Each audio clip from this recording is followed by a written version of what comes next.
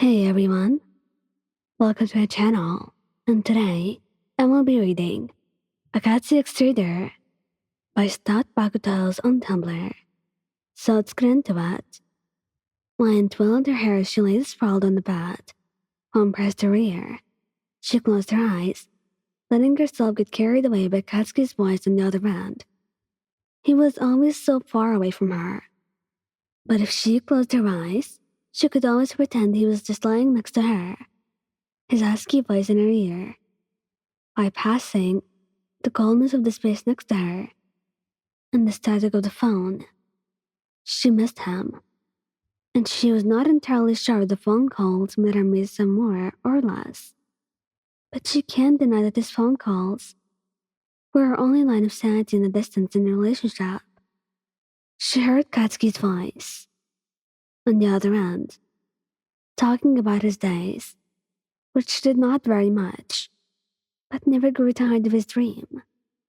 But when he did get tired of talking about himself, she was his favorite topic. What did you do today? He asked her this every day without fail, and she could almost picture the soft smile on his face. Frankly, her days were dull without him, without Katsuki to surprise her in the morning by showing up in their living room with a stack of movies, without him to finish a whole pizza with weird toppings that the two of them dared to try, without Katsuki to bring over new video games for her to play with them. Her days were dull. Without Katsuki, she was frequently trying to find ways to kill her days until he came back, such as calling up people to hang out with, finding ways to keep her preoccupied and surrounded by others. Hence her spending more time hanging out with friends, more specifically Izuku, the Izuku Midoriya of UA himself. She had met him through Katsuki when he introduced her. She stayed with him in training once, and while she was intimidated by the hero at first, it's Izuku after all, so she slowly warmed up to him after a few more encounters.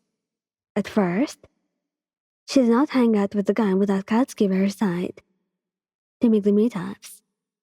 Although she got along with him well, she never purposely sought him out. However, that changed when she bumped into him at the cafe a few weeks after Katsuki left for vacation. She was getting her regular caffeine fix, and she would have ran past him if he did not block her path with a rather lazy, adoring smile. Ever since then, they ended up sharing a coffee every Sunday with the occasional hamburger lunch or pizza dinner on Wednesdays, if the two of them managed to make time in their schedules. Izuku always made her laugh, and when they became close enough, he always teased her, making her pout and punch him on the arm. But she was always grateful for the company, especially with Katsuki gone. I went out for coffee with Izuku again today. Didn't get any work done, but I think I snorted some coffee out of my nose. Definitely not fun. Her tone was light and laughing when she told Katsuki what she did today, but his voice on the other end was a little tight when she heard it again. Edged with something hard that usually was not at the end of his words. Didn't you just see him yesterday? Yeah, but today's Sunday. We always go out for coffee on Sundays. Her answer was simple, innocent. It was merely a tradition between her and Izuku now, a routine.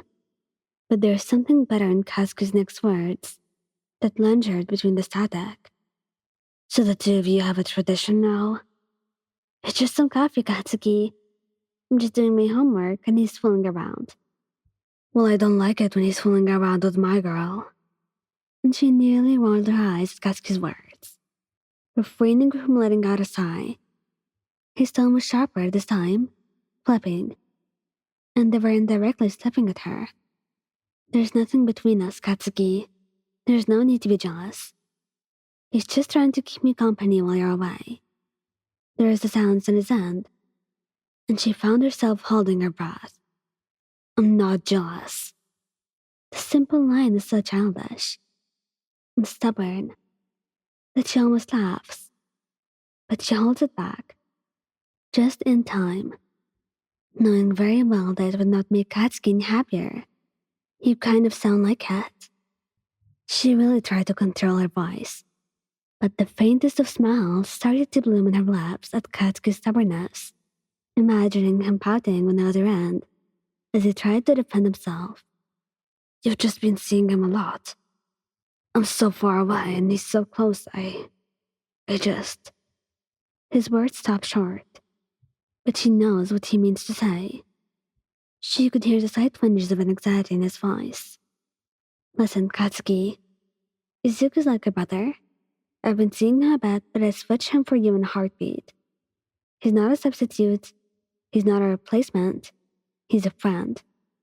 And I hope you can understand that. There's only one you, and that's the only one I want. Silence. And she could almost hear his doubt. You're the only one I want by my side. I don't care who's next to me. I'll always be thinking of you, Katsuki. I am always thinking of you. I love you. And only you. Always. And I hope you can see that. I hope you know that. And she gets silence in response once again. Her voice is tentative, small, as she speaks into the phone, nervous, and hoping that she's saying the right thing. Please say something, Katsuki, before I have to panic over here. She prayed internally, and then she heard Katsuki's light chuckle in the background, as if he was laughing to himself, and she were not quite supposed to hear. I'm sorry. I was being stupid again, wasn't I? He said lightly. His voice was quiet, like a little kid, apologizing for what he did wrong, and you could almost see the puppy dog eyes. Maybe, just a little. It's fine though, I get where you're coming from. The small weight on her shoulders lifted, and she finally relaxed into her bed once again. You'll spend some days with me when I come back? Oh, Katsuki, I intend to spend all of my days with you. Thank you guys for listening. Don't forget to like, subscribe, and comment. I hope you enjoyed listening to this as much as I did making it. Anyway, goodbye.